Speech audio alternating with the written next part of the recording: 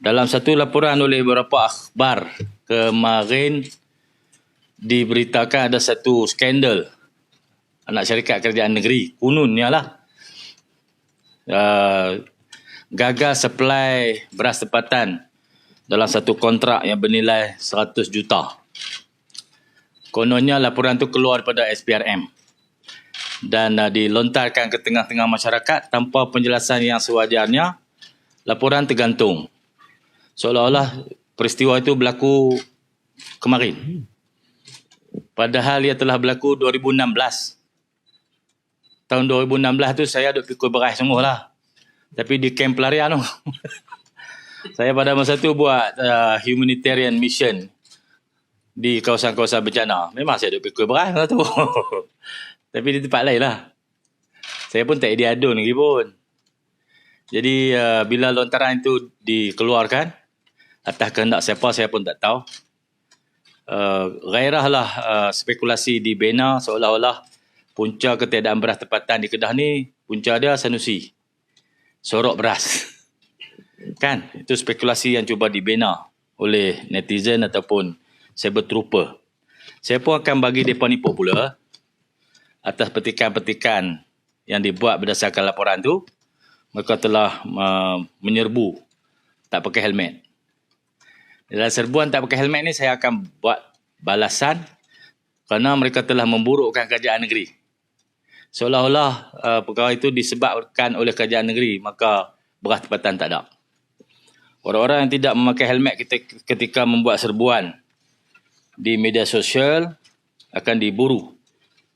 Saya beri masa 24 jam untuk menarik balik posting-posting mereka yang memberi gambaran bahawa skandal beras tempatan ini ada kaitan dengan kerajaan negeri Kedah, anak syarikat kerajaan negeri Kedah ataupun pemimpin-pemimpin kerajaan negeri Kedah.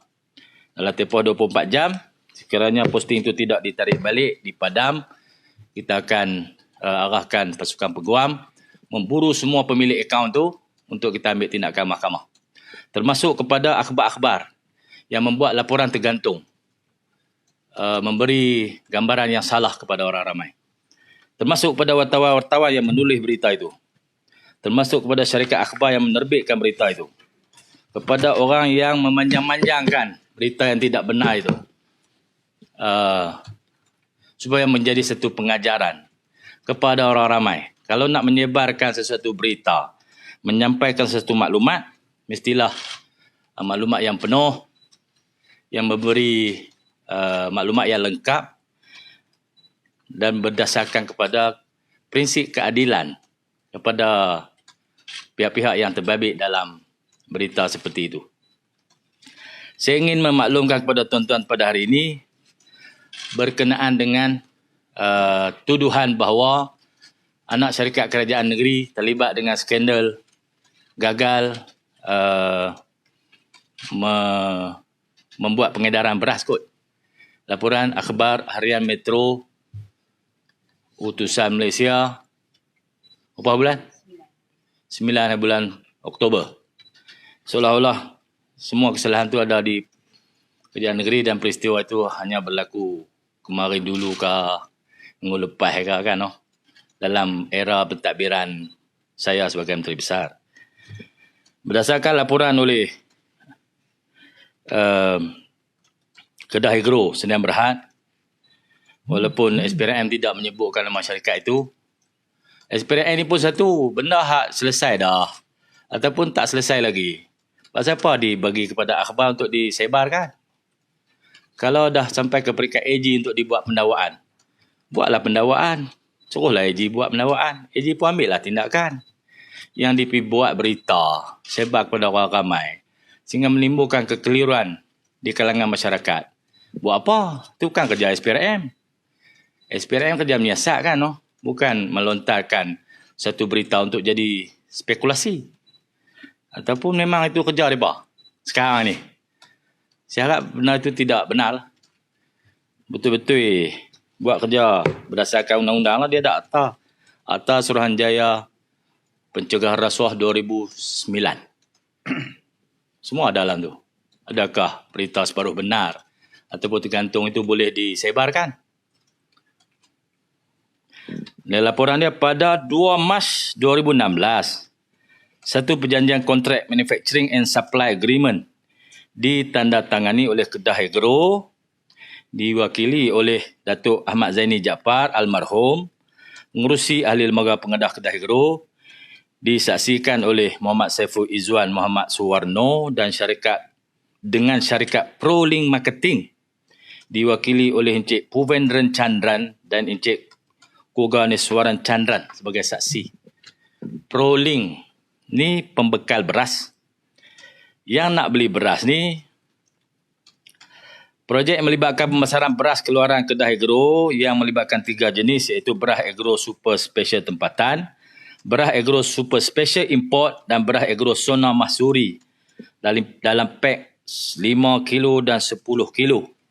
Agreement tu melibatkan kontrak RM102,480,000. Perjanjian ini adalah di mana ProLink membekalkan beras kepada Kedah Agro, mana Kedah Agro akan menjual beras itu kepada Central Regional Distribution Sdn Bhd CRDC. Kedah Agro ni jadi orang tengah saja. Saya dimaklumkan atas jadi orang tengah tu, satu beg dia dapat RM1 kerana cop Kedah Agro di plastik tu, di pembungkus. ProLink jual Kedah Agro jual CRDC. Perjanjian asal RM102,480,000. Transaksi jualan dan belian telah bermula pada bulan November 2016 sehingga November 2017. Setahun saja.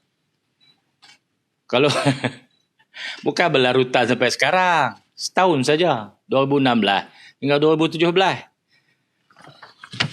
Kalau 7-8 tahun orang makan beras 100 juta saja, kurus habis rakyat Malaysia ni.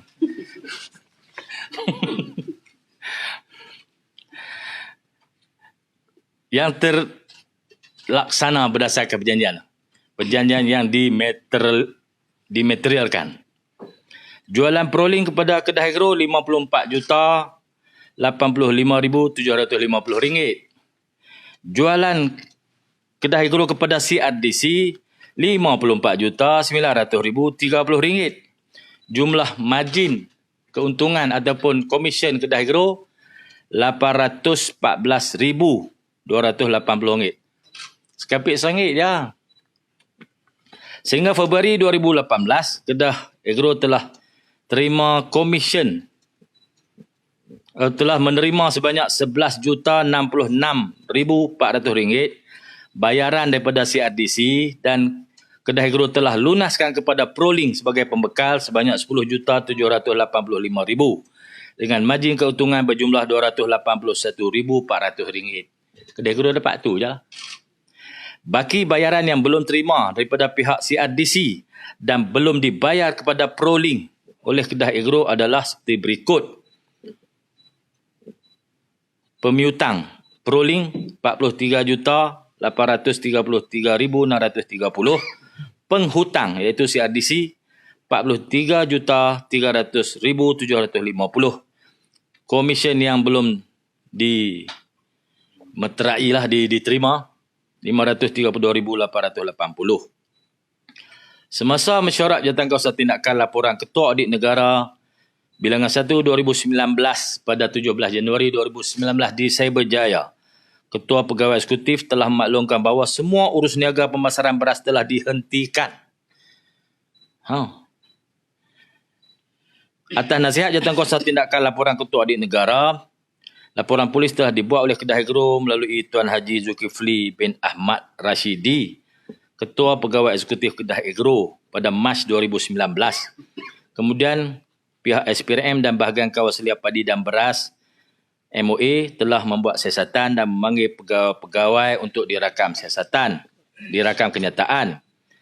Pihak MBI telah melakukan audit khas pada 18 April 2019 berhubung pemasaran beras oleh Kedah Agro. Kedah Agro telah menerima surat yang ditandatangani oleh pengarah-pengarah ProLink beserta resolusi pengarah ProLink yang telah disahkan oleh Setiausaha Syarikat bertarikh Januari 2019. Resolusi ini adalah berkenaan perakuan pembatalan invoice berjumlah RM43,300,750 yang telah dikemukakan oleh Prolink kepada Kedah Agro berkaitan dengan transaksi pembekalan beras kepada Kedah Agro bagi tahun berakhir Disember 2016 sehingga Disember 2017. Perkara ini dibentang dalam syarat ahli lembaga pengarah menjelaskan implikasi ke atas kedudukan keuangan syarikat bagi transaksi tersebut. Setelah dibincangkan, lembaga pengarah bersetuju menghapus kira amaun yang tertunggak dari transaksi jualan dan belian beras bagi tempoh 1 Disember hingga 31 Disember 2017 seperti yang dikemukakan. Seterusnya melalui mesyuarat tindakan bagi paparan susulan laporan Ketua Audit Negara AG Dashboard bilangan 1 2020 pada 10 Februari yang 2020 yang diwakili oleh Tuan Hasnida Ludin dan Encik Hasriadi Muhammad Wasis telah memaklumkan bahawa projek pemasaran beras Kedah Agro ini sudah tidak dilaksanakan dan kes tersebut telah diambil oleh SPRM. Mesyuarat ahli lembaga pengarah nombor 3 2019 pada 24 Disember 2019 telah dimaklumkan bahawa siasatan SPRM telah selesai dan fail kes telah dihantar ke Penjawat Pegawai Negara untuk tindakan seterusnya. Pada 11 Oktober 2021, Kedah Agro telah menerima makluman isu audit yang dilaporkan dalam laporan Ketua Audit Negara tahun 2017 siri 2 berstatus selesai. Dashboard jadi hijau. Jadi kes ni selesai dah lah. Agreement 100 juta tu tak berlaku. Dia berlaku setakat 54 juta saja dan 54 juta itu telah dimaterialiskan. Komisen dapat 800,000. Kes berhenti 2016 hingga 2017. Takkanlah kerana kes ni beras tempatan tak ada tahun 2023. Kan? Masuk akal ke tak? Jadi nak sebar berita pun bagi masuk akal. Bila ada jawapan aku ni, kantoi. Bila kantoi, malulah. Jadi kalau nak serbu elok-elok. Pakai helmet.